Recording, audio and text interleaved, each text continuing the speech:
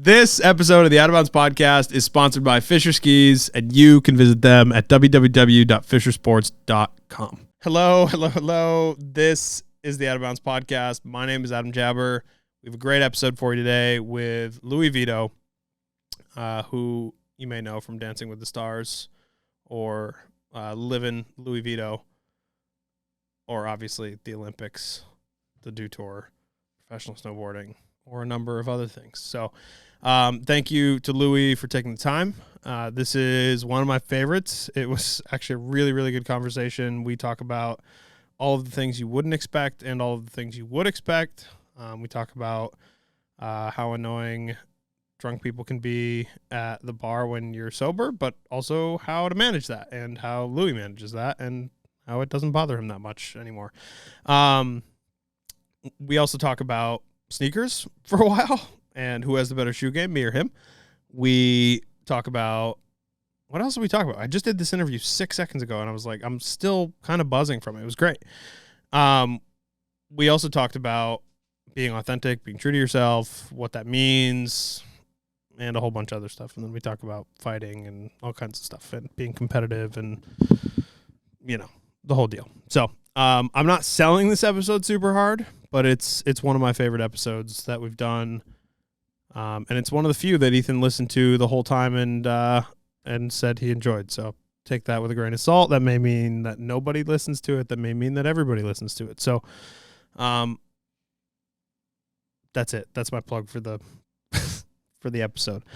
As usual, few things. We have this is the last week, or should be the last week, that we are doing any stickers, any purchased stickers from the website. Every dollar is going towards Planned Parenthood or an applicable organization, one of your choosing. You can just let us know what you'd like that to be in the show notes, in the order notes, rather. I don't know why my intros are so bad. We've done like 3 or 4 intros today, and they've all been bad, but we'd like to donate money to Planned Parenthood. So help us do that by buying stickers on the website. Okay. There's also new merch. There's still hoodies. Hoodies are on sale now. There's new hats that are out. There's all kinds of stuff. So check out the site, new vintage gear reviews on outofpodcast.com. You got it. That's the plug. We also have a couple of sponsors for today. One, Darn Tough. Darn Tough has been a phenomenal partner for us. We are actually very likely in the midst of a very, very interesting sock challenge. If we are not by now, we will be very shortly, and you will have details on it. If we are, I'm sorry for everyone around me. Anyway, Darn Tough makes the best socks, period. Like that's the ad. They make the best running socks. They make the best hiking socks. They make the best skiing socks and snowboarding socks. There's no better socks. The best socks come from Darn Tough, and they come from Vermont. Like that's it. That's where they come from. So buy Darn Tough socks. Go to the link in the show notes or to darntough.com and buy yourself some new socks. And at the moment, at time of recording, they're giving you a free gift with purchase. So check out Darn Tough, and yeah, now we're on to our friends at Revel Bikes. Revel makes my current favorite long travel 29er in the Rail 29. By this point, you've probably seen our YouTube review. If you haven't, go check that out. Check out the written review on the site. But they also make a number of different wonderful bikes, including a dirt jumper, a gravel bike, the Revel Rascal, which is actually what I was on last year, and it's what Adam X currently rides. My main thing here is, like, if you have questions about a bike from Revel that you're looking at, just hit me up. Slide into the DMs, ask me questions. I am happy to help guide you. They make awesome product, and I couldn't be happier to be partnered with a brand like this. They're rad, point blank. And you're going to start to see a lot more of them, especially here in New England, as they build and build and build. So that's it. Buy a Revel bike. If you have questions, hit me up, adam@outofpodcast.com, or slide into the DMs. Please and thank you. And with that, here is our interview with Louie Vito. First and foremost, Louie, tell people who you are, a little bit about yourself, and then we'll kind of roll on from there. I'm Louie Vito. I'm a professional snowboarder, 2-time Olympian, six-time X Games medalist. And yeah, that's pretty much me as a snowboarder. I've been doing it for a long time. Is that how you introduce yourself to people? Like, if people are like, "Oh, what do you do?" Is that what you like? I'm a professional snowboarder. That's my gig. Yeah, pretty much. Like it's normally like if they don't know snowboarding, they ask you, "Oh, have you been to the Olympics? Do you do X Games?" So if it's like a mainstream thing, if they ask, I'll say, "Yeah, I've been to the Olympics twice." Or, if I have to do like if I'm doing like a show or something, I was like, I'm Louis Vito, 2-time Olympic snowboarder, something like that. Yeah. It just depends on the crowd. You got to read the room. Yeah, I guess that it's cool. Not everybody gets to answer those questions. Like, very few people actually get to answer those questions. Like, have you been to the Olympics? Like, do you go to the Dew Tour? Do you know what X Games is? Like, all that shit. Yeah. Very Well, few sometimes people get to be like, yeah, for like people that don't know snowboarding, I mean, that's what they know is the Olympics. So exactly. kind of carries weight for them because then it's like sometimes I'll get, oh, you're a professional snowboarder, yeah. But how do you make money? Yeah. Like, do you have a job? And I'm like, no, I snowboard. Like that's what I do. So it just kind of, I think it gives you a little bit of credibility with them because they have no idea anything. So Yeah. Yeah, it makes sense. I mean, it is what the main. It's funny. I always have this conversation with people pre-Olympics. Is like, okay, do you think it's actually valuable to go to the Olympics? Right? Like historically, obviously, it is. Like for yourself, I'm sure it is. It's an extreme honor, but how much validity does it have? Like in terms of like sponsor dollars and in the snowboard industry and in the ski industry, like. Does it really matter the same way it did 10 years ago? I think it goes in waves, right? Like I think sometimes in snowboarding it really helps, but it also you can get Olympic sponsors and sometimes those pay well and sometimes they don't even come close, but you get other perks. But I also think just as far as mainstream goes, whether it's like a speaking engagement or a signing for something like that is going to carry weight, just by going to the Olympics. I mean, there's a lot of sports that people don't even make money doing their sport. Right. So, I mean, having that in your tagline of like what you do, no matter if you're a real estate agent or you're in marketing, I mean, it kind of, sorry, that's my alarm for this podcast, actually. I love that. I hit snooze on it because I was like, I always set it mad early to make sure in case I forgot. And I'm like, driving somewhere or walking somewhere, I'm like, gives me time to like, I gotta rush home. But no, I just think like for outside of skiing and snowboarding, it gives you a little boost for better or for worse, like with people like I'm an Olympian and they like that or something. Yeah. Yeah. And you're actually like, not to like toot your horn too much here, but like you're like kind of famous. Like people fucking know who you are. Like not famous, famous. Snowboarding, is that from Dancing with the Stars? That's dude, and that's what I was gonna get at next. Is like, where do you think that's from? Is it snowboarding? Is it Dancing with the Stars? Because in case you're curious, by the way, this is funny because you brought up where your girlfriend's at and all this stuff a minute ago. There is a website called datingcelebs.com, which when I was doing research on you was one of the first things that showed up, and it is Louie Vito. Who is he dating now? His net worth $100,000 to $1 million, and he is single. It says ahead we take a look at who Louie Vito is dating now. Louie Vito is currently single according to our records. Our records are up to date and accurate at all times. Well, I can tell you about every single thing you just named off is inaccurate. So they're not bad. Their batting average isn't so good right now. Yeah, they're not killing it. It's definitely just like a trash tabloid magazine, but it pulled up and I was like, this is. It's just funny that that's like something that actually comes up on Google when you even search it.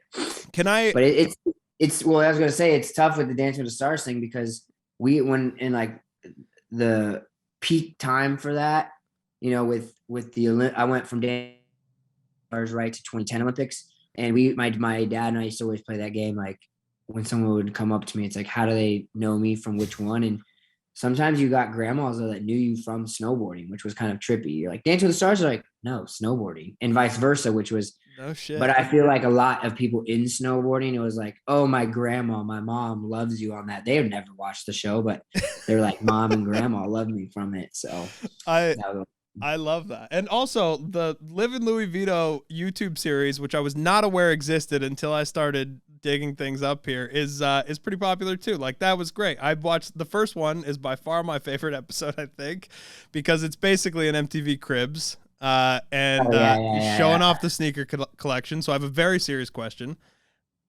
Who has more shoes, do you think? You or me? What is the shoe game like? What is it still good? It's been 10 years since this came out. Yeah, I mean, my shoe game's definitely shrunk because I've sold quite a few pairs of them now. Yep. I mean, like I had the Yeezy ones and Yeezy two when he had them with Nike, sold those Fuck. ones. Um, and then I started getting like two pairs of everything. So like I still have a pair of the Black Toe, the 2013, because I think they re-released the Black Toe maybe 2016. So I have the 2013 ones. I have a pair of Live Strong Dunks that are pretty fire that I got from like this. There's like a really exclusive showroom in Santa Monica.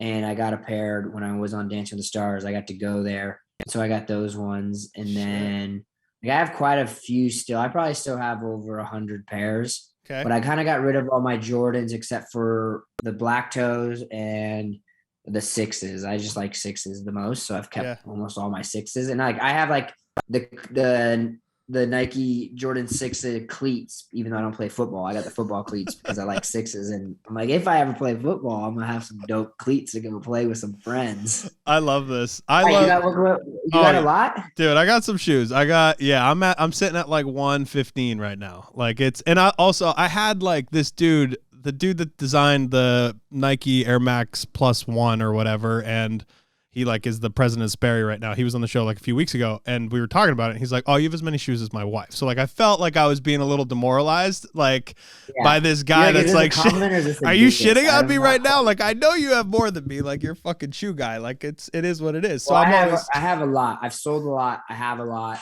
I have some pairs that I'll keep, like I have a pair of like Air Forces that they custom made for us. With our names on them because I was on Nike Snowboarding, I was like the second one signed. So like, back in Nike Snowboarding, it was, such a small team. So we had some custom ones. And then I have like the Air Force highs that matched the Zoom Force boot when that came out. So I have those ones that, and then it's funny because I have a pair that I won't wear and I'm not really my favorite, but they have straight from the factory tags on them still, like in Chinese. Oh, sick. And then I have like a pair of these, I had a friend who I didn't work with him in snowboarding. I just knew him. And I used to, when I'd go by his office, he'd give me like samples. So I had like a pair, they almost look like Crocs, like, but without the back. And they're so comfortable. And same thing, they had like writing on the side, like written writing on the side because there's just a sample straight from the factory, which I don't think they made.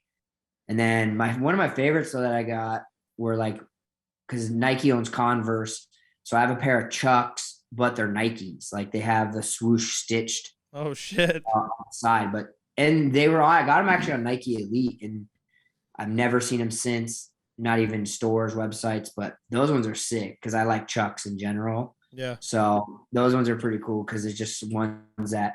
I like having things that not a lot of people have. But I've been wearing Yeezys. I like the Yeezys because they're so comfortable. Yeah. But I do want a pair of Yeezy foams, but I can't hit on them. I've lost every single pair. And they're like $85, but the resale on them is like 200. And I'm like, I'm not paying 200. I don't know if I like them that much, but dude, they're fire. They're fire though. Like they're really fire.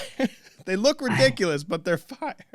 I know, but I can't. Every time I'm confirmed, I can't hit on those ones. Yeah, same. I've never hit. I reluctantly bought one pair at like 212, I think, and I like am still like last year, and I'm still kicking myself over it. But anyway, but they're worth it.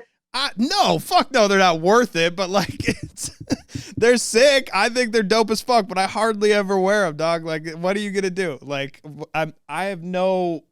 I don't know. I'm not flexing on anybody. I just have a bunch of shoes, and the ones I wear most of the time are just like trash dunks, like dunks that I've just beat the shit out of over the years, or like Jordan 1s. Like that's my go-to. Like that Jordan 1s or dunks. That's where I live usually. So See, I have like my Jordan 6s. I don't even wear that much because it's like, what am I going to wear to Whole Foods? I'm not like one of those people. But if I go to like LA or New York, then I'll probably take a pair. yeah. But I've been wearing, like I said, I've been wearing the Yeezys. And the Yeezys I have, though, I wish I had the box. I've probably sold them because they're still like 900 on StockX. And I'm like, Yeah. I like them, but I like $900 more. Yeah, for sure. For sure. I'm like that with Kobe's. Like I have hoarded Kobe's since I was a kid. So like that's the crux. Like that's where the money is in the shit that I have at home is just in Kobe's. Like that I have all that shit just like stacked up, and those are like starting to accrue to a point where I'm like, fuck. I could use a few grand. Like that would be nice. I know. Sometimes it's hard. I'm like, well, I have this trip I have to go on to go ride or this camp. I'll sell a pair of shoes or a couple pairs of shoes and I'll be good. Yeah, money's money. Anyway, before we lose all the listenership here, um, what? Let's just jump back to the Olympics thing because you competed for Italy on this Yeah. last run. Just talk to me about the decision, why you chose to compete for Italy, what the experience was like, and what the experience was like as a whole, because I've heard some weird stories about this past Olympics, like just being in the Olympic Village. So, what was it? What was it like? Kind of talk me through the situation. Yeah. So it was an idea. My dad and I would always brainstorm like random ideas, like one of those, there's no stupid ideas. Let's just throw things out there and like just, kill time. And it's just always fun to think outside the box. So, my dad's mom is from Italy. So my grandma's from Italy. So it's kind of one of those things. I think we started like 2015, 2016. Um, and we learned really fast that it takes a long time because I wanted to do it before 2018 originally. Like, how cool would it be? Go to the Olympics once is amazing, but to be able to go and represent like both sides of your family. So for me, it wasn't like a snowboarding thing. It was more like more deeper than that. It was more like for family and, being able to represent my Italian heritage and obviously being born in America, go for America. So it just took a long time, like getting paperwork and, we had this company that helps you do it. We had them working on it and, they'd be like, whoa, we have baseball players that, the federation just helps, but I got like no help. So I lucked out. It took me forever to get an appointment in San Francisco. But like if I got an appointment right now, let's say it's June 28th, 2022, your appointment would be for June 28th, 2024. I mean, it's a 2-year wait. Oh no shit. And then they have up to 2 years to process it. So I actually got my dad had his meeting like a month before mine in Detroit. I had mine after, and I got my citizenship before him. He just got his in December, which was almost 3 years. So it kind of worked out. I had a little bit of help on some family stuff on the family side more than I had no help on the federation. And so then it was like I needed like A, B, C, D, E, F, G to pretty much switch over. Mm-hmm. USSA was super rad. They were cool. Tiger Shaw was great. Ricky Bauer was great, helping me with all that because they understood the vision. It wasn't like any diss to them. It wasn't like I was just going to go to the Olympics. It was like I said, it's way deeper than snowboarding to me. Right. And then it was like they changed, like last summer, they changed the point system, at least I don't know if they did it for skiing too, but they definitely did it for snowboarding. So they extended the points a year earlier, and I didn't do any World Cups that year. And so I like really had to like hustle to get it done. Like not my citizenship stuff, but getting results. Right. Because the points changed. So I was like, oh, you got to be kidding me. Also, FIS had to approve it. That was like, I got all the work done. I got my physical. I had to get a physical in Italy. So I got a physical in Italy. I got my passport. I got my citizenship. I had everything. And then it was up to FIS. And you're like, right on. So that was like a little nerve wracking. Got that, made it. Olympics are cool. I mean, I do it all on my own. So like I hire my coaches, I pay for all my travel, all my camps. I don't get any funding from Italy. So it wasn't like one of those things either. Like this is all personal to me and I put my money where my mouth is on it. So I thought the Olympics were great. I actually thought it was going to be a lot gnarlier than it was, to be honest with you. I think getting there was like the whole processing part was hard because you get there.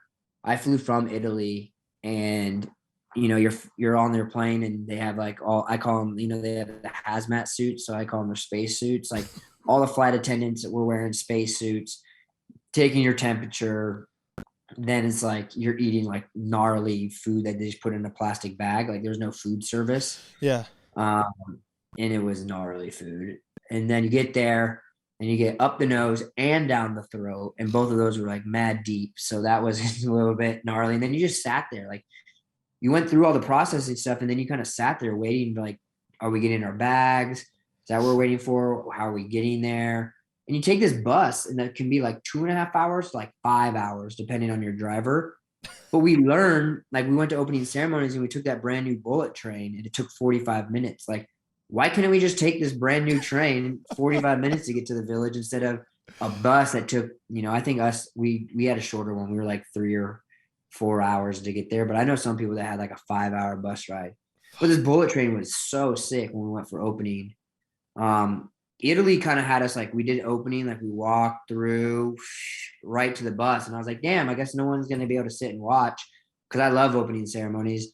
And then we just sat on the bus until everybody, like if your team lets you sit there and watch the rest of opening ceremonies, you got to just chill. And then you got on the bus and we all went to the bullet train together. So we just sat on the bus for like from the time we finished walking until everybody was ready to go. So that was a really long night. But volunteers, they made that trip. I mean, they were stoked 24/7. They were like wearing, goggles, the full shebang. Yeah. Always happy, always smiling, waving, stoked on just meeting you.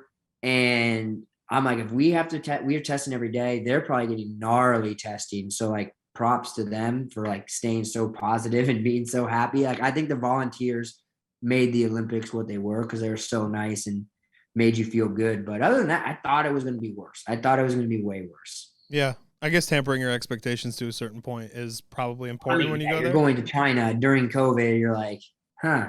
Yeah. Yeah, you're going to the starting point. Yeah. Very happy. I was like, just don't let me test positive. I don't know how I'm going to test positive when I'm here, but just don't let me test positive. Let me get out of here. So I made it in and out, which was great. But that was the stressful part. Just like once I got into the village, I was like, I'm good. But then there's always just a little chance that maybe you get it like after you compete. Right. Yeah. What was like the 2 weeks? I mean, I imagine the anxiety is like through the roof, like talking to anybody, seeing anybody a couple weeks before you leave, right? Like, I mean, there's no, like that ruins everything, right? Like getting sick. I was pretty cash with everything until right like Christmas time, like right after Christmas, because I had it figured out that I could get COVID during Christmas and still be good for Mammoth. Yeah. Because I needed Mammoth and I needed Locks results. Right. So then for those ones, I like locked down. Then after Locks, I was going to make it. I flew back to the US, stayed at Copper. I hiked the pipe. I didn't even take the chairlift unless it was like early in the morning and I knew no one was going to be on the chair with me. Hiked the pipe, which I love to do anyways.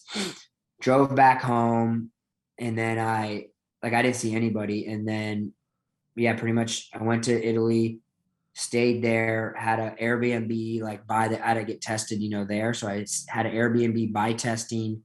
I would run in the morning before anybody was out. And then I would just like binge watch TV on my computer the rest of the day, because I didn't go out to restaurants. I didn't go see anybody. And I was like, nope, done, until I got to China. Then when I got to China, I was like, and the chance of me getting it so low. And I also don't really care at this point because I'm here. Right. You made it. Like, tell me I can't compete. We'll see what kind of issue we have. Right. Like I am competing. I made it this far. I'm fucking going for it. I'm outside anyways. Like, let me just do my thing. I'll wait in the freaking porta potty and then just tell me to go. I mean, I won't even practice. Just let me just do it. Yeah. So happy with the experience? Happy you did it? Like all of it worthwhile? Yeah. I mean, like obviously, like I missed finals by one spot by the last rider, right? Which sucked. But I always tell people, like, if I made top 12, I didn't get top 10. If I got top 10, I didn't get top 5. There's always something. Yeah. At the end of the day, I landed. I mean, I would have liked to do better my second run, but I landed 1, and it is what it is. I got hurt last summer, so I didn't get some of the tricks I wanted back, but I did the best I could with what I had, and I mean, at the end of the day, I control myself. I can't control, the last rider bumping me, the judges' scores or anything. So you just do what you can do. And, to be able to do it at the Olympics is always difficult. I mean, you'll see people that are mad consistent and not even land a run there. So, Yeah. That's where you kind of look at like how you did personally. Yeah. Where's your headspace at? I've always wanted to know like what kind of mental state you go into before you drop. Like, and I'm sure you've had this conversation a lot, but I'm always curious to know how people kind of handle that, like that pressure. And especially in an Olympics where there's no real crowds, right? Like there's no one there. Like you're dropping and it's just you. Is that better or worse than having a crowd in your eyes? Well, Vancouver, we had a decent crowd. But this one, obviously not having one, or we had a very, very small one. It was Right. almost like a practice. It was so quiet. But I listen to music super loud. I listen to noise canceling when I ride. So like I don't hear anything. I mean, you can watch the Euro X Games I won. If you watch the finals, like long story short, like Lego was supposed to go, he backed out. So I was going and they didn't know that, but I did. And they're yelling to me from the start. And I'm, just on the side and I can't hear them. That's how loud my music is. So for me, it's, I kind of switched it to just, I say different things depending on my mood to myself. I like go to my spot. I tighten my bindings, even though they're already maxed out, mad tight. Take a deep breath, do the sign of the cross. And then it's like, I'll say things, like, you got this, just have fun. Let's freaking go. Whatever it is, depending on how I'm riding, kind of like a little self-assurance, and then just do your thing. Because even with my music, like by the time I get to the first sit, I don't hear anything. Yeah. Yeah. The music's an interesting choice too. Like I'm always curious, one, what people are listening to, and two, like why that choice, like how that works for people. Cause for some people it's better to just hear everything and just zone themselves out. And for some people it's like music is key. Like I am by no means a competitive athlete, but anytime I'm doing something that makes me nervous, like I put in music and just fucking blow my eardrums out before I go do it. And then I just fucking roll into it. Right. Like that's like, I'm similar in that regard, I guess. And probably that's the only way I'm similar, but what are you listening to? And has that always been your thing, is like headphones in and just lock in? Yeah. I think I really started with the music when, I started doing bigger events and like Dingo or somebody was announcing, and Dingo knew so much about me. He's like my big brother, still is, that I didn't want to hear if he was saying something embarrassing about me, if they were like, jacking me up and like, oh, he just won last week. And, like, I didn't want to hear any of that stuff. So that's kind of where, for me, it started too, is I just block out everything. And then I listened to rap. Like in Vancouver, I listened to clips for my run. And then like for a long time, I've been like a Meek Mill song guy. Sick. And I think I went back to Meek again for this Olympics. I'm trying to remember. I almost have to look it up on the playlist, but pretty sure I went back to Meek just because it just kind of gives me hype. I can kind of like just start losing myself a bit in the music. And then, I just kind of stare for like Olympic, especially like you stare at the pipe where the finish is your top of your sight. So you don't see anybody above that. So you're literally, and I practice that too in practice, especially when you're waiting to kind of stare and like, there's people in the pipe, but you try to just focus on the pipe as a whole and not an individual person, and mimicking like when you're dropping in and it's an empty pipe. Yeah, that's really interesting. It's a crazy thought. And I think that kind of goes into like, I mean, people talk more and more every year, I think, about mindfulness and getting into the right headspace and all the things that you do. And I think that's just one of the practices that you must have to do as a half pipe competitor, right? Like you just kind of zone everything out and you kind of pick your focus point. I mean, the one thing I guess I don't do that would be great if I did more was like taking that break from like in practice. If you have a long practice, right? Like in China, we had 3 3-hour practices. So the first day I did 3 hours cruising. Next day I did an hour and a half, starting to get into tricks. Third day I did like a 15-minute practice because I think that's what we had for before the event. So I like did that, but to like, especially in the 3-hour one, like chill for like 30 minutes, not do anything, and not even warm up and like go in and do, a run, because a lot of these events, you're sitting there for a while. From the time practice ends, you have a 10-minute break, die and side slip, whatever, and then go through the start order. Like in Mammoth, was it Mammoth? One of the events this year, we did double, like one group of judges judge one group of judges judge one, and you do heat one, heat two, heat one, heat two, heat one, like one rider at a time. So I think it was like over 30, 40 minutes waiting Dang. from the time practice until you drop. And that's like, depending on the weather, that's a huge difference, whether it's slower because it's been hot out, whether the storm's picking up. If you're dropped early, there was maybe the storm wasn't there yet. You're dropping in the end and it's like a snowstorm. I mean, so that is one thing I wish I was better at, but I always go hard in practice, unless it's like, give me a time frame and I'll go hard until that time. But it's not like I struggle pacing myself because like once I'm going, like I'm ready to go. Yeah, it's icing the kicker. It really is. Like that's the thing I don't like about a lot of these competitions is in skiing and snowboarding is like you kind of have like it's part of it. There's no really like you can't send everybody down at once, but you're kind of icing the kicker. Like you're getting everybody like all tensed up and then you're like, all right, go. Like it's just such a weird, and I don't think there's any way to train yourself physically for that, right? Like I have no idea how you I need mean, to it's do a that. mental thing, right? Like you just got to block it out and adjust on the fly. I mean, you've ridden a firm pipe, you've ridden a slow pipe, but it's always just visibility is a big one, and speed, I would say, is a big one because whether it's like if it's baking, it's going to be slow, or if it's snowing, that makes a big difference. But invisibility makes a big difference. So I'd say those two are the biggest, rather than like it's firm, it's soft, it's more like, and not even if it's fast, it's if it's slower and if the visibility sucks more. Yeah. Yeah, that makes sense.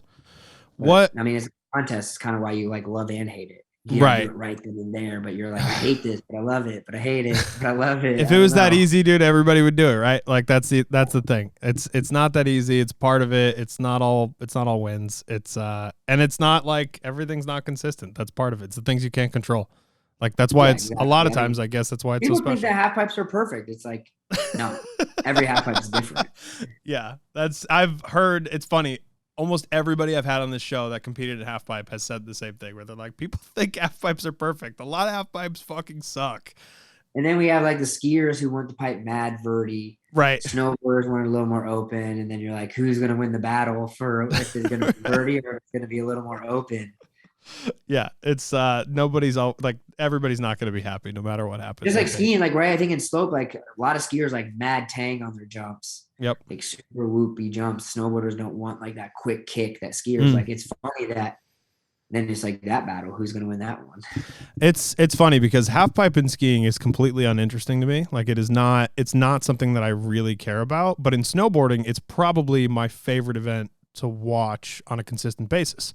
And I don't know why that is, but in skiing, it just seems so repetitive. And it does, I mean, obviously, with the exception of a lot of people, like I don't want anybody to get mad at me. Like there's a lot of fucking people that are excellent at it. Everybody's a super talented athlete, whatever. All right.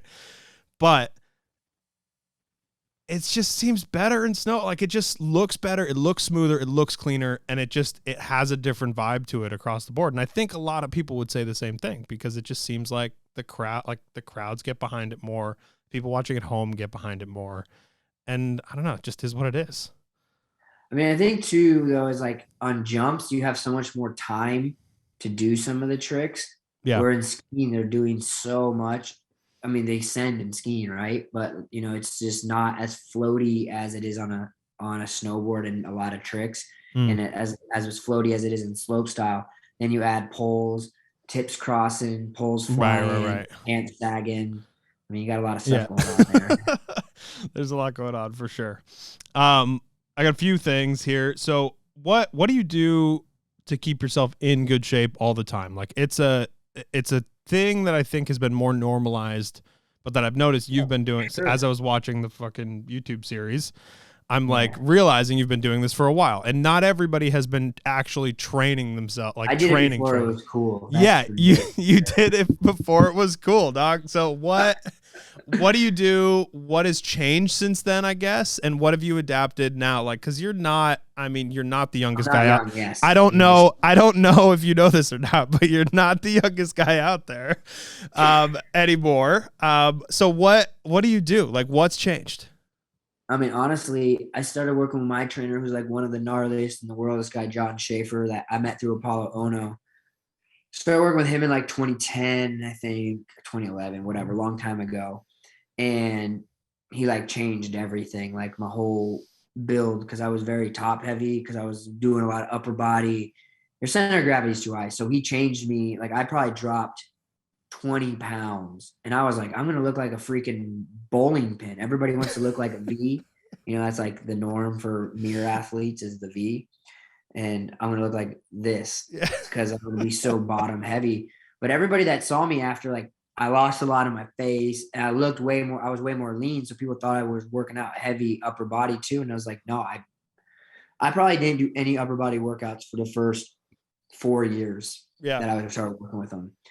And then I had some maintenance stuff, and now I'm back on my original program. So I don't do any upper body stuff, but I do all old school stuff, running stairs, jumping stairs, short and intense intervals on the treadmill, sprints with like 15% incline, stuff like that. But like we did a thing with Men's Health. My trainer and I did a thing for Men's Health.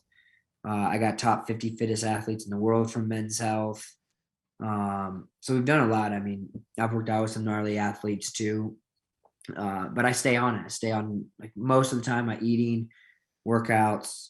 I don't do any like real lifts during the winter. Mostly it's just recovery stuff. Mm-hmm. And yeah, I stay on it. I mean, I don't drink. I stopped drinking though 11 years ago, so I haven't picked it back up. I just No shit. started as like a 3-month thing, and then it went to 4 and 5 and 6, and now it's old news for me. No shit. And you're like, it's done. Like it's not even a thought in your head anymore. Like it's not even. No, at 6 months, I made it through Summer X Games, and that was 6 months. And then at that point, I just never missed it. But I was never like I'm gonna have a beer after riding. Like if I was drinking, I knew it wasn't good for me. So I was like, that's gonna be my night. I'm going to drink. Right. I was taking 2 steps at the gym, 1 step back. So once I started with my new trainer, I did 5.5 weeks out in Philly with him of hell. And then I told Stevie Bell when I got back, I'm going to go for 2 months. He's like, you're at 2 months, go for 3. And that's how the competitiveness with myself started. Like, how long can I go? 6 months, didn't miss it. And then I was like, oh, kind of miss wilding out sometimes. But then I was like, well, that's me doing dumb stuff. So why do I miss that? And okay, we're done with that. And now I'm just such a great DD that, you know, why should I start? I guess that's a good point. It's funny. This is a movement right now. Again, a thing you're doing before it's cool. Like this is a thing that you're starting to see a lot of people jump on this wagon, on the sobriety wagon. And I think it's amazing. Like it's a fucking cool thing that people are able to just be like, I'm good. You know, like that's, I mean, I'm not like, obviously I'm not anti-drinking. right. I just quit on my own, and I still go out all the time. Like not all the time, but I'll go out like before COVID, let's say, like, you know, you're going to see me at Cecilia's more in Summit County. I'm always going to Cecilia's. I love that place. Right. So, I mean, I still go out and stuff, but yeah, I can just drive home when I'm done. Yeah. I don't have to walk in the blizzard in Breckenridge if you get home and get lost, you know, and stuff like that. It doesn't make you anxious being around a bunch of drunks. Like that's okay. So that's my only problem with it, right? Is like, I only like it when I go out. Like that's my biggest thing. If I'm going out, I'm too anxious of a person. And that's where my issues arise. I have a friend and somebody who hosts a show on this network who has never had a drink, never smoked, never done anything in his whole life. Right. And he's like, down to go wherever. He's like, down to go. And I'm like, how the fuck do you do, like, how do you do this, dog? Like, that's the craziest thing to me. Well, I'm bougie when I go out. Okay. So, but I was bougie when I was drinking. So, I mean, even at like Cecilia's, like, I'm going to be sitting at my table. Like, I'm the wrong height where people bump into me and their drinks are like right at my shoulder. Yeah. And then it's like, I'm not a good person to be around if you're bumping into me, spilling drinks on me. So, I have my space. I can just chill. I people watch, talk to people. It's more like when people get annoying, which it always tends to happen, or right. Somebody's telling you a story and then the conversation's dead. And it's like that silent period for a second where like, okay, the conversation's done, but they're still there. And they're still like, or like the really close talkers to you. Yeah. Like you get those ones and that's like frustrating. Like I used to like do well at a contest, go out. Yeah. And then you like go meet people that were at the event, and like literally it was like a record. Like they tell you the story, and you're like, "Dope, yeah, cool, And then it's like that dead silence, and then it would almost be like the story would happen again. Yeah, and you're like, the conversation's done. I got it. Yeah, I got the point. But no, I mean, there's like those times where like you just get hungry and you're tired, but you're like, you don't want to be the person like, hey guys, let's get out of here. Like, oh, Louis the sober one, and he wants to leave. Yeah, yeah, yeah, yeah. I'll tough it out. Like, hey, we can leave whenever you want. I'm good. Just let me know when. Yeah. But I always hydrate more. I'm always drinking water. Bob, Bob. And then I'm I like love this. eating the rest of the night. So I'm not even sleeping well because I just drank so much soda water when I was at the bar. But it was crazy because when I first stopped and I would like just drink water, people would like be weirded out.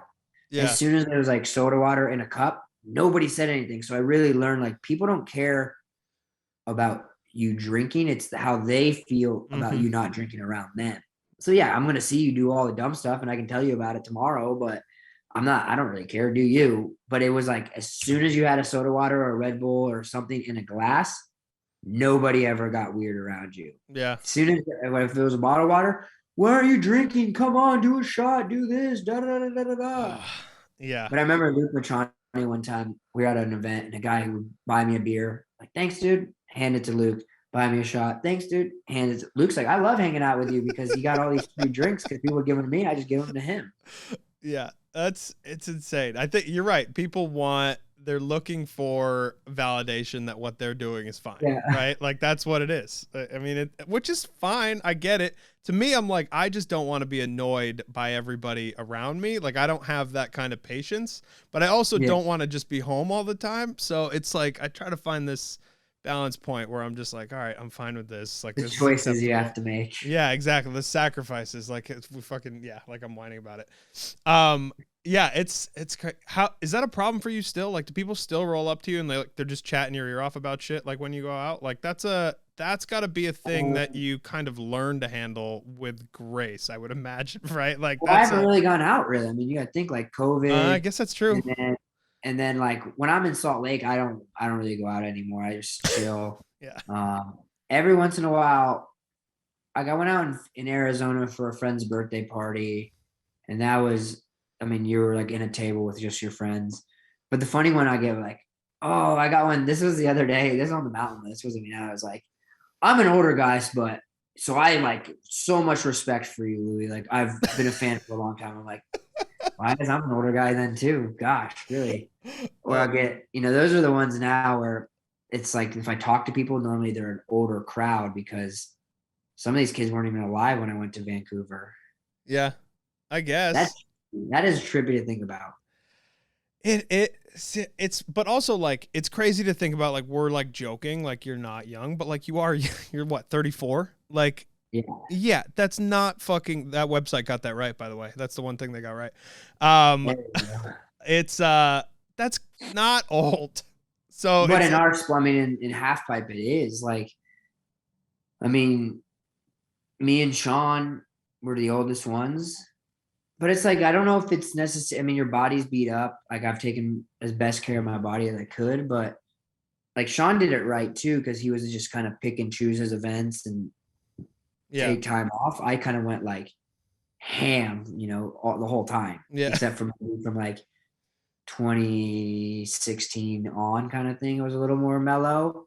But I think people just get burned out too. Like how often do you want to chuck yourself in an icy half pipe when it's snowing and it's flat light? Yeah. Versus like, do you want to go ride POW and just go heliboard? Yeah. Enjoy that side of it, which is, I mean, you can get bodied there, but it's definitely not as consistent bodied as you are in a half pipe. Right. Is that something that you're looking to like kind of transition into more of now? I mean, no, not really. I'll go ride POW. I'd rather just go to Japan and cruise. Yeah. I have a friend that owns that resort of Mori Springs in Japan, and that place I just love. You just go chill in the onsen at night and go ride POW, and just you're not doing anything crazy. It's just so good for the soul. Yeah. And just cruise. But I don't really have a ton of interest right now to like go chuck off of anything. Yeah. I mean, but maybe that changes. But right now I'm still down to compete. I still want to compete. Yeah. Like I said, the next Olympics is 4 years out. It's in Milan, and we'll cross that bridge when we come to it. But right now, that's my plan. Yeah. 37, baby. That would be fucking insane. And in Milan. Yeah, that's gonna be a sick one. Dude, that would be fucking insane. Hopefully world back to somewhat normal, like all the way. Like we kind of roll into yeah, I know. It's like every time I say that, I like cringe. I like feel my body tense up a little bit, or like I don't know what's gonna happen. Yeah, I just like I said, that's the same thing. 1 year at a time. Right now, I'm still gonna compete. See what kind of viruses we have popping around then, probably too. Yeah, I'm sure that's not going to be that much better by that point, but that's the pessimist in me. Yeah, I think that's rad, man. What motivates you now to still keep going? Like do you actually just really like competing that much? Is that really what it is? Like, is that all it is? Yeah, I do. I mean, it's been challenging mentally, from obviously like tricks that you don't have anymore, tricks that you need to learn that maybe take a little bit longer. Not doing as well at the events the last couple of years has been challenging, but I just love the vibe of a contest. Like, as far as for myself, the top of the pipe is way different now than it used to be, but like just being at an event is so fun for me. I love contests, but I compete in everything I do. Like, it's almost to a fault. Like, Right. you play a card game, like I'm gonna bring it. And like if you play Settlers of Catan and you rob me, like I'm gonna go after the entire game. Like, don't mess with me. I'm too competitive and everything. I think that's what helps me. And then you still, it's still that rush of learning a new trick, doing a trick, that might be scares you. Haven't, like, for me, there's like tricks I haven't done in 5 years, 6 years, whatever. Right. Because you've done so many over time, and it's like, oh yes, I stopped doing that one. Oh, I'm gonna bring it back. So to do that one again, like, you still get that rush that you can't get anywhere else. Landing a trick, whether it's new or one that scares you or you haven't done in a long time, and landing it is still like the most priceless feeling. Yeah. Yeah. What else are you competitive at? Like, what's the next thing that you're like, I fucking this thing I need to win at? Like, this is the thing other than snowboarding that I need to win at. Because I am very similar in this regard, where like we could be playing fucking like cribbage and I will want to fucking end your day. Like, that's like, that is just like, it's definitely a personality type thing. It's so I'm always curious to hear where it comes from other people. It's funny, like very few people have come on the show and said that they have that type. Like, most people are like, oh, I just like I don't know, like I'm not really like that or whatever. Like, the only other one that I remember was Simon Dumont was like, yeah, I want to fucking win every, like, if I don't win, I lost. Like, it was like point blank. So I'll never let somebody win. Like, I remember I had somebody talking to me about it. Like, what about like kids? And I'm like, yeah, I played soccer with one of my little cousins like years ago at a graduation party. I'll let them score, but they're not going to win. Yeah. Like, winners and there's losers. There's no participation trophies in my life, and they'll never be in my kid's life. Like, I don't do that stuff. Yeah. Because I think it's such an important thing. Is like, a sponsor drops you, or you lose a contest or something. Like, yeah, I'd be mad for my dad, like at events, especially, used to be like 15 minutes and then get over it. Like, move on. It's on to the next. And so that's kind of like, in a sense, though, people used to give me a little bit of crap, like on the podium, like might not be smiling as much on the podium, but at the same time, that's 30 minutes after the event. I'm stoked, signed autographs, did the interview stuff, done that whole shebang. And then you're on the podium. So by the time I'm on the podium, like, yeah, I'm happy, but I'm already thinking, like, at this point, we're competing every weekend. I'm already thinking about the next event. Right. Cool. I'm stoked. I'm relieved, but like, I'm already thinking, like, we got another one next week. Right. So it's kind of like, on both sides of it, whether I fall and I'm pissed or if I win, it's like, all right, cool. Like, my short-term memory, I'm on to the next now. All right. Yeah, I imagine that's a very important thing that to be able to have and to be able to control. Yeah, but I mean, my competitiveness is definitely intense for a lot of people. A lot of fights. My dad and I can't play Monopoly together. It just doesn't go well. He's more competitive than me. But I always say, like, I use this as an example. If I played tennis with Pete Sampras, like, I'm gonna try to win. I suck at for tennis. Sure. Yeah. But I'm gonna try to win. Like, what's the point of playing if you're not keeping score? I hate when I would watch friends like just like, oh yeah, dude, get the fuck out of here. Yeah. No, I'm good. Come on. Like, when are you guys gonna start here? Like, do you feel like a dick when you do it? Do you feel like a dickhead when you do that? Like, because I feel like a dickhead when I do that every time. I'm like, oh, yeah, fucking just the people that know, it's hard because the people that know me, like it almost kills me more not to say anything. Yeah. I was at my girlfriend's family place and they were playing like badminton Yeah. and they're like, they're warming up and like I won't play because like I get too intense. So I'm just like, okay. And I was like trying so hard not to say anything like how are you guys not keeping score anymore? Like the warm-up's over. Like let's go. Like Yeah. I want to keep track of who's winning and losing in my head. And I'm not even playing. Yeah. It was eating me alive that they weren't keeping score. I'm just like, oh, this is painful. Yeah. It's definitely a personality type, but I relate. I relate. Unfortunately, for better or for worse, it is a thing. Growing up, it was the same thing. Like I'm like I can't do anything with my father, and I'm like, anytime there's any kind of competition, it's like it ends in an argument, it ends in a fight. Like there's no chance that it goes like we're like shake hands and walk away from whatever it is, But I mean, the thing is though, luckily with my dad's like he doesn't hold grudges. So like even if we like butt heads, like he helps me with a lot of my work stuff, like butt heads. Yeah. And then like 10 minutes later, he'll call me like, "Hey, are you watching the game right now?" It's just like, Right. Yeah. Yeah. it's different. But yeah, we just don't. He's not a big board game guy, but I love those. I love all those. I love anything, any game. Name the game down. Last thing I want to talk to you about is the business aspect of snowboarding, because it seems like you're really good at it. Like it seems like you've been able to make your career last. I mean, that's a fucking huge win just by itself. And you have sponsors that support you. And I'm always curious for people looking at you and they're like, I want a career like that, or I aspire to be a pro snowboarder. Like, what does it look like for you on the business end of things? And how do you keep all that shit straight? It's tough because the market's always like this, right? Mm-hmm. And I think there's a few things, right? One is people really underestimate the looking at you as a brand side, right? Like you can win every event, that's fine. But I think like media is such a big thing, like being able to talk to a camera, because like even if I was doing really well in events for so long, but they also knew that I could always do an interview. So even if I didn't do well, like I always normally got interviewed because I can hit pretty much every talking point they want. Like, how was the pipe? Who was riding well? Where like, answer, like say the question in your answer. Perfect. Okay. That's easy. And I remember talking to a young snowboarder before and it's like, yeah, but this person's winning everything. And I was like, yeah, but like how many people go to the events and want to see that person ride? And I think that's important because if people don't really want to see you, meet you, be you, take pictures with you, then you're a great snowboarder, but like you're a pawn for a company at the end of the day.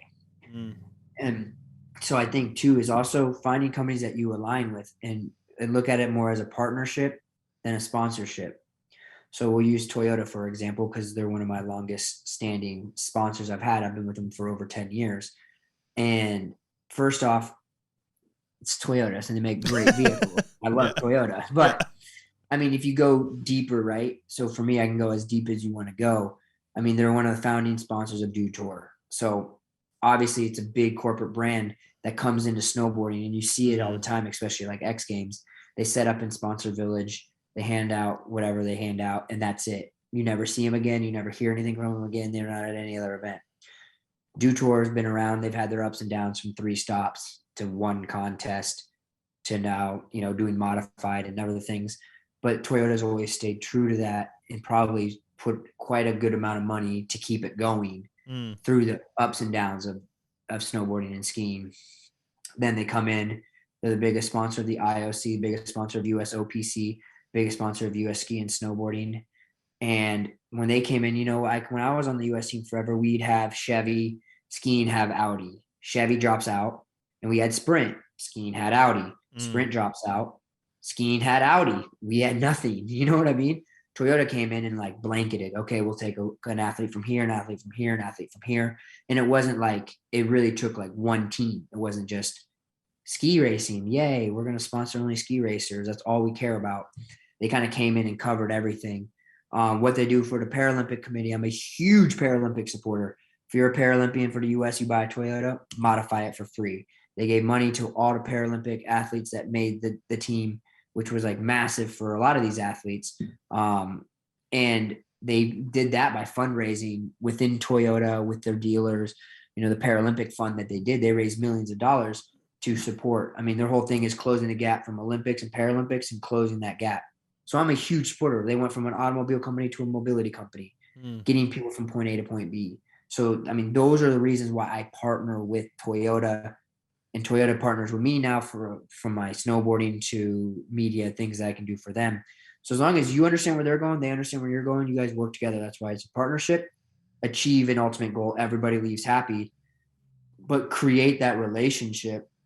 I had too many companies that I had left companies. If we weren't seeing eye to eye, I'm like, I want to do this. Oh, we only see you as a snowboarder. Well, if that's not going to work, then I'm out. So right. I think you have to stay true to yourself, be yourself in your sport too. Don't like follow the crowd.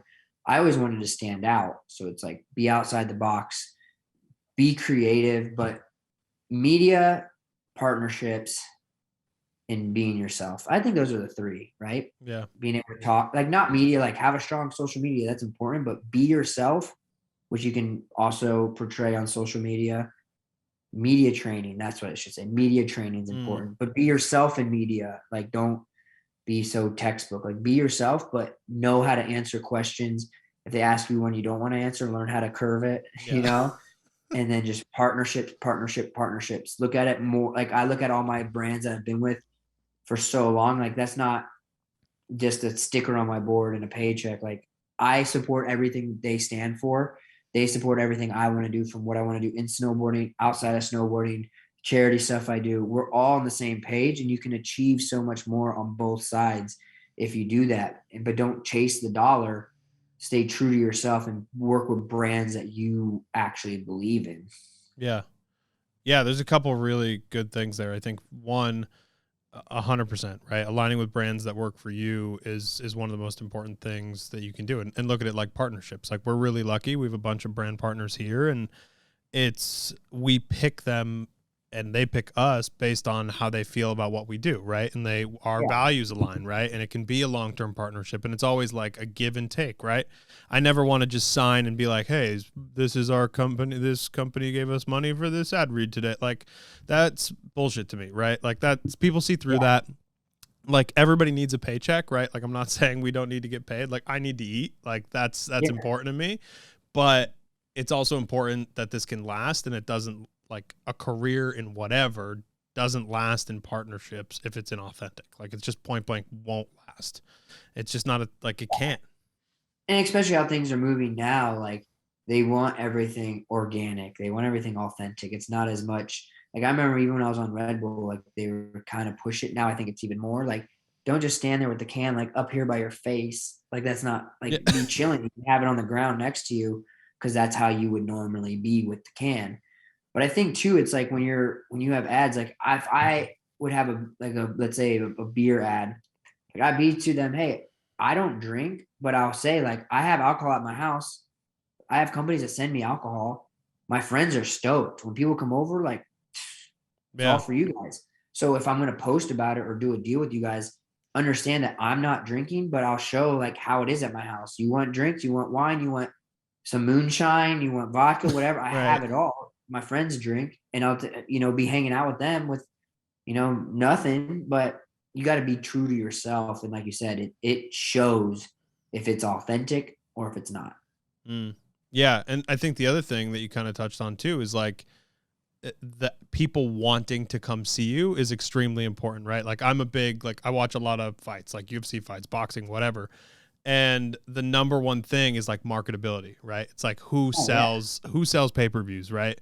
It's the people and the personalities that people give a fuck about. You can be the best and nobody will care who you are at all if your personality isn't what they want to attach themselves to. But see, that's what kind of bothers me about that is now is, like, learning over time that, like, Colby Covington.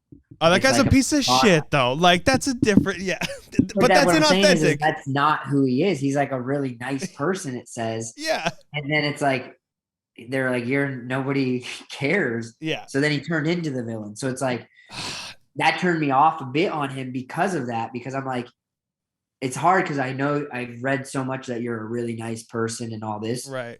Then it makes me think that your persona is fake. And so it's like, oh, I'd rather just be true. But I think in our industry so much that they put so much pressure on like what's cool. Right. And it's like, that's corny to me, because if you're chasing that, you're not being yourself. If you be yourself, then you're showing other people, especially like people that grow up watching snowboarding and action sports and think it's super cool. Like, it's cool however you are. Yeah. You know what I'm saying? Like, if you're a dork, be a dork. I'm not a core rider. I don't get respect necessarily from core riders, except for some. I did Dancing with the Stars. You know what I'm saying? Like, I'll never be that like rider's rider, but I'm who I am. I do my runs that I want to do, because I was the first to do front double 10 in half pipe competition, but then I did 2 or 3 in a row, 4 in a row. Oh, it's gymnastics. Well, I don't do it for you. I do it because it's fun. Like, Right. this is how I want to ride. Right. So if you stay true to that, the people will know what's real and what's not. The people that do support you will really support you for who you are. Trying to like find and like the cool crowd and chasing that, it's not real. If you're a dork, be a dork. You're cool, be cool. You're a redneck, be a redneck. You're this, you're a hippie, be a hippie. You know, just be you. Because we're a group of rebels and misfits, and that's how snowboarding is supposed to be. Yeah, it's tough, like, because on one side you're like, okay, I want that paycheck, right? Like, and that's like back to the fucking Colby Covington thing. It's like, yeah, that dude just wanted a paycheck, and I think it's completely inauthentic, and I think that that's shitty. But like, it's a paycheck. But do you watch him? Sometimes, like, it depends on who he's fighting. Sometimes I'm just like, I don't fucking care if he wins. But if he goes and fights like a I didn't say you care if you won, but I'm saying, it's like Jake Paul, right?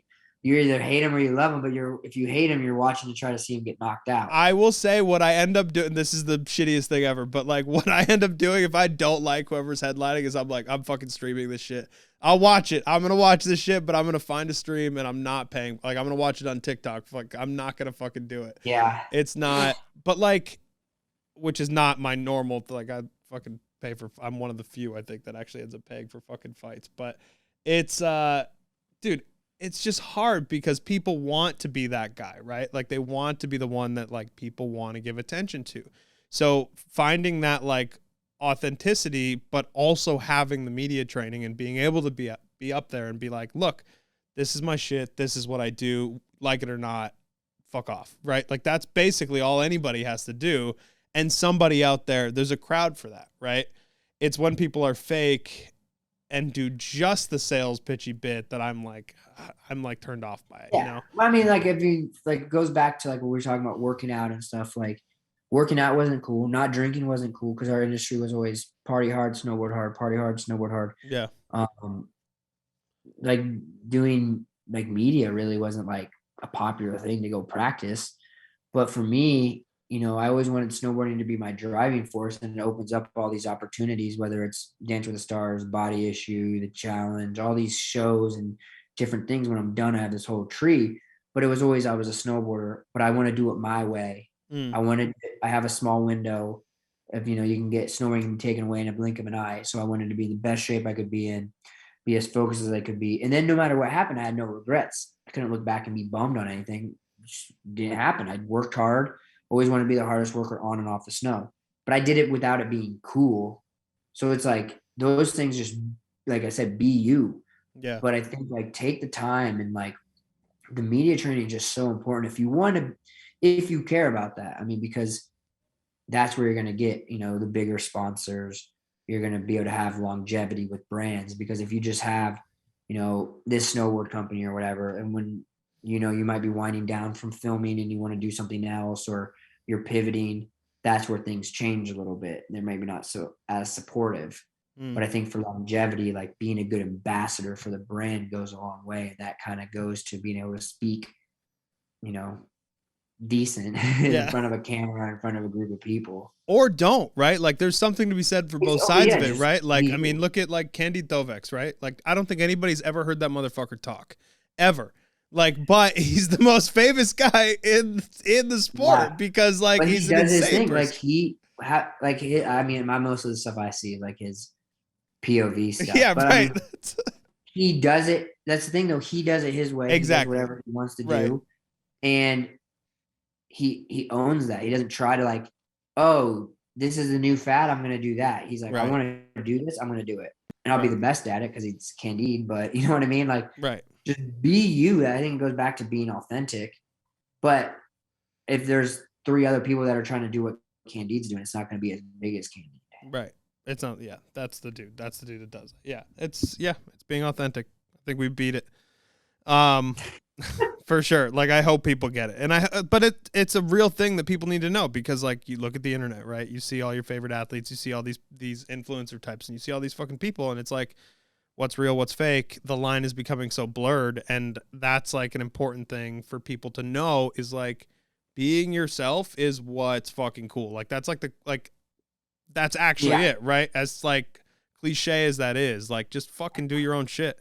I think that's the most important. I know, like you said, we've been beating a dead horse here with it, but I think being yourself, but then also like this whole, he's a contest rider, he's a pipe jock, he's a rail dog, whatever. Like, that stuff's stupid. So it's like, be yourself, and everybody that is enjoying the sport you love, and everything's tied in together. If you're a contest rider, you could be getting somebody royalties or helping a company that hates contests, but they're, the most core rider. A core rider could be helping a pro, like a pipe rider, get a paycheck if they buy his pro model. Everything works together, but everybody snowboard and skis for their own reasons. And as long as they're out on the mountain enjoying themselves, it's helping our industry. And so just be yourself, be different. I think being different's better. I agree. Louie, where can people connect with you? Where can people find you on the internet? And anything else you've got going on? Tell people where they can get at you. At Louie Vito, Twitter, Instagram. Yeah, that's about it. Sick. I suck at both, but I'm trying to get better at it. I'm so bad at it. It's so annoying. I can't. It's really hard. It's a full-time job. I'll read stuff on there. I'll go scroll it, but I suck at it. So yeah, that's cool. But I'm trying to get better, so I'm trying to be authentic on there. Show you the good, the bad, the ugly.